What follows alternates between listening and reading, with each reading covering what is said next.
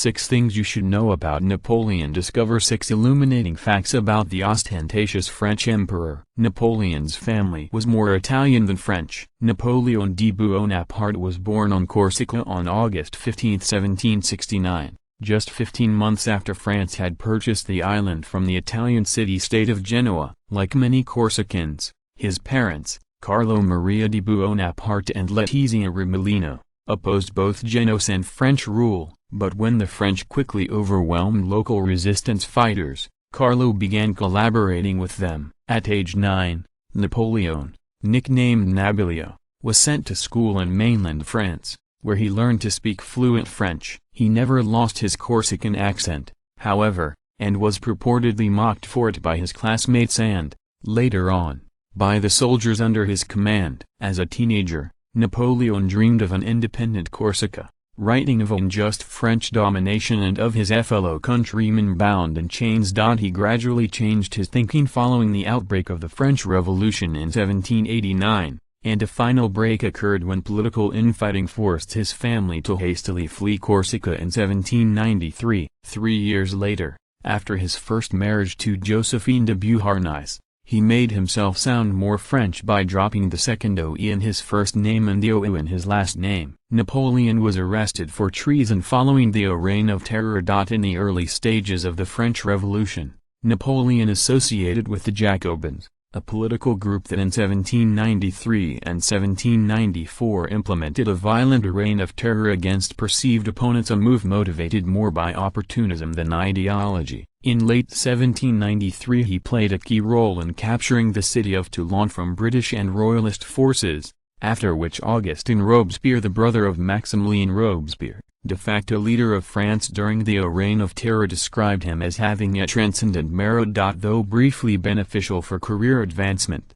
such ties to the Robespierres proved costly once they were overthrown in July 1794 and sent to the guillotine. Napoleon, for one, was arrested on suspicion of treason upon returning from a diplomatic mission to Genoa. Luckily for him, he was released within 2 weeks and soon after regained his position in the army. He then helped repel a royalist attack on Paris prior to leading a successful conquest of northern Italy that turned him into one of the most prominent figures in France. Napoleon came to power in a coup. Coups d'état were commonplace during the French Revolution, the last of which occurred courtesy of Napoleon, who returned from an Egyptian military campaign in October 1799 determined to take power. A plot soon arose involving a number of high-level co-conspirators, who provided a faute de Section 8 of legality when, on November 9, Napoleon engineered the collapse of the 5-member directory that headed the country.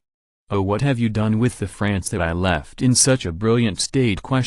He shouted outside the seat of government.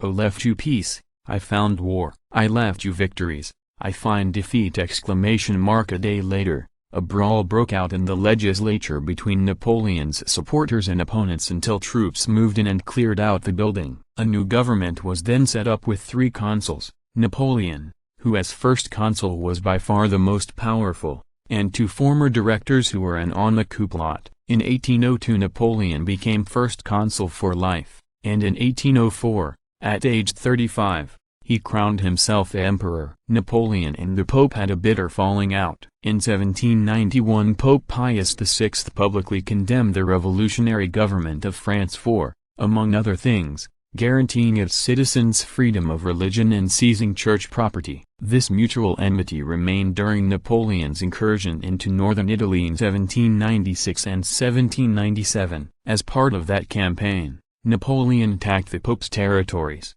known as the Papal States, which stretched across a sizable portion of the Italian peninsula. In exchange for peace, Pius V agreed to hand over land, money and a treasure trove of art. Nonetheless, the French went ahead and occupied Rome anyway in 1798 following the assassination of a general there. Pius V was deposed and taken back to France a prisoner, where he died in August 1799. The next pope, Pius VII, originally got off to a good start with Napoleon. They signed a concordat in 1801 that partially restored the Catholic Church status, while keeping in place religious freedom. 3 years later, Napoleon invited Pius VII to Paris for his coronation, Legend holds that at the last instant he snatched the crown from the surprised pope, who had intended to crown Napoleon emperor, and placed it on his head himself. Whether strictly true or not, their relationship deteriorated from that point forward, particularly after Napoleon annexed the Papal States in 1809. Pius VII responded by excommunicating Napoleon, after which the emperor had him abducted and placed under house arrest. Napoleon's army was decimated in Russia without losing a battle. After taking power, Napoleon piled up one military victory after another against Austria, Prussia and other enemies, but his good fortune ran out during the 1812 invasion of Russia, which he initiated to punish Tsar Alexander I for not complying with his embargo of British trade. For the campaign, Napoleon raised an estimated 450,000 to 650,000 troops, likely the largest European army ever seen to that date. Rather than stand their ground in the face of such overwhelming force, the Russians retreated, torching the cities, crops and bridges in their path. The first major battle, a bloody draw, finally occurred over 2 months after the start of the invasion. The Russians then withdrew again and allowed the French to occupy Moscow, but not before setting it on fire. Napoleon thought he had won until realizing that his army,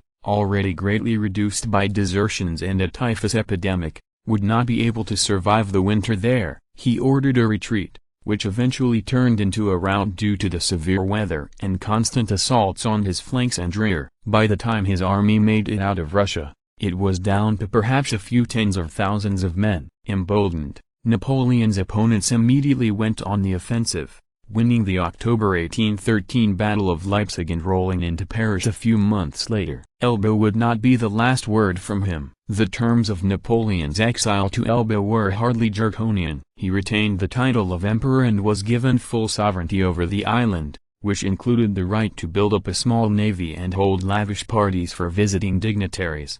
"I want from now on to live like a justice of the peace," Napoleon said. Yet in March 1815, he disembarked on the French coast with about 1,000 men and began marching to Paris. Many of his former troops joined him along the way, and King Louis XVIII fled. Now back in charge, Napoleon prepared to preemptively strike against Britain, Austria, Russia and Prussia, only to suffer a disastrous defeat at the Battle of Waterloo. In June 1815, he abdicated once again and was exiled to St. Helena, a remote British-held island in the southern Atlantic Ocean. He died there 6 years later of what was probably stomach cancer.